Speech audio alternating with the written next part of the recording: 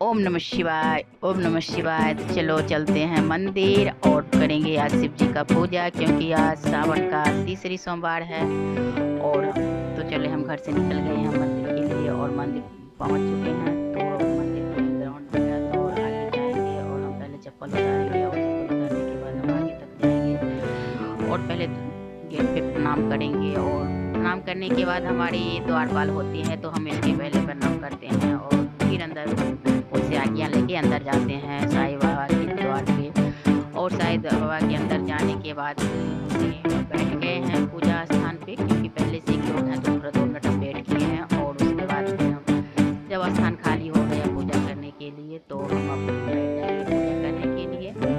और पूजा करने के बाद बैठने के बाद हमने अब तो पहले शिव जी को प्रणाम किए और प्रणाम करने के बाद पहले जल लेंगे।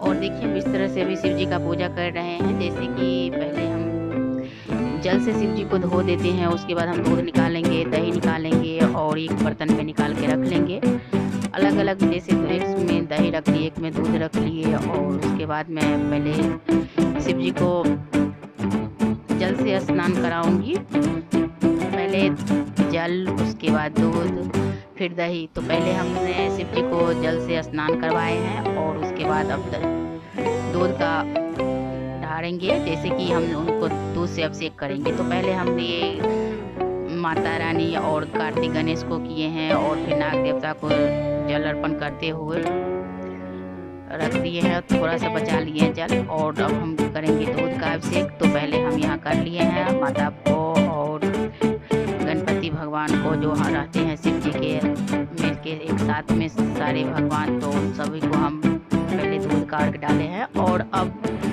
अभिषेक करेंगे शिव जी महादेव को। हम तो देख लीजिए किस तरह से हमने दूध के अभिषेक किए हैं शिव जी को। और मैं तो बोलूँगी आप सभी लोग सावन के मास में शिव जी को दूध, दही, घी, मक्खन और केला जैसे कि सारे होते हैं पंचामृत बनाइए और शिव जी का पूजा कीजिए।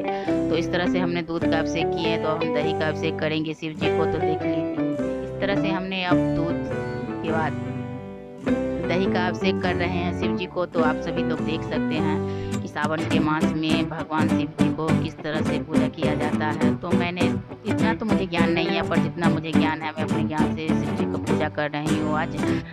और देखिए मैंने दही से अभिषेक करने के बाद फिर मैं अपने छोटे जो है उनको लोटा को धो के और फिर शिव जी को धोएंगे, जैसे जल से उनको फिर से हम अभिषेक करवाएंगे, जिससे साफ कर देते हैं शिव जी को। और अभिषेक करवाने के बाद फिर हमने रख दिए लोटा और थोड़ी सी जल से फिर से शिव जी को हमने स्नान करा दिए हैं। और स्नान कराने के बाद हम उनको चंदन की लेप लगाएंगे।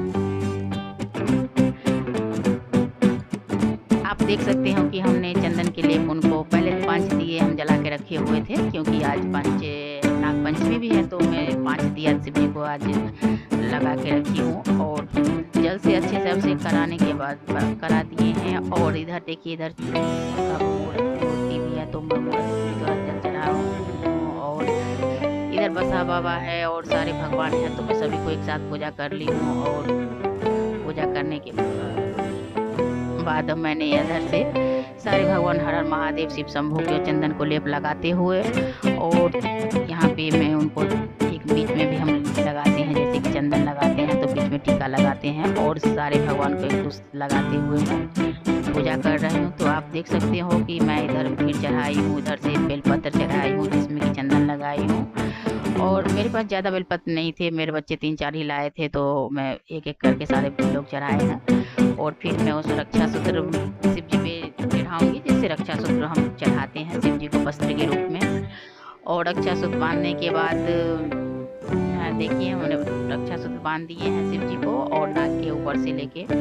हमें जितना ज्ञान है मैं उस हिसाब से पूजा कर रहे हैं। आप लोगों को गलत लगे तो हमें कमेंट में बताइएगा कि इस तरह से पूजा करना चाहिए।